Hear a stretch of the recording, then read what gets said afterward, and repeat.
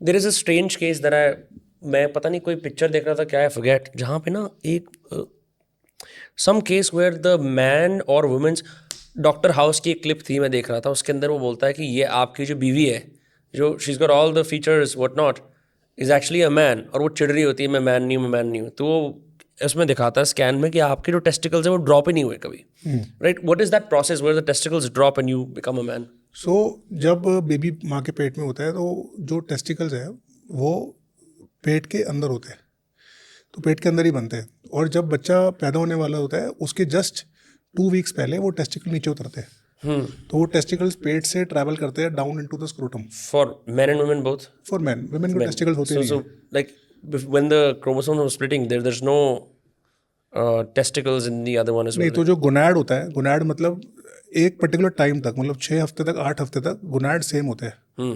Testicle चाहे ovary, चाहे ladies की ओवरी हो या टेस्टिकल हो, या सेम।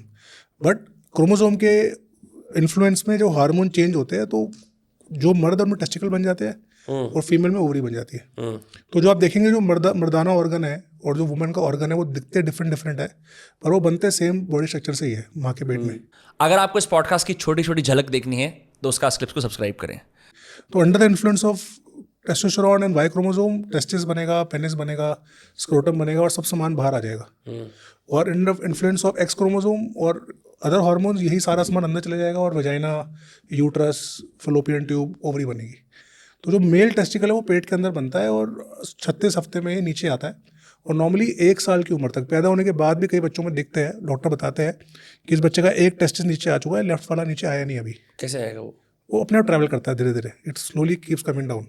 तो नॉर्मली 6 महीने की एज तक मोस्ट मेन, बच्चे, लड़कों में दोनों टेस्टिकल स्क्रोटम में होते हैं, अंडकोश में। तो जो हमारी ओल्ड दाई सी, इवन जो आज के पीडियाट्रिशियन है, वो चेक करते हैं बच्चे में 6 महीने पे, साल में, कि दोनों टेस्टिस नीचे है या नहीं है।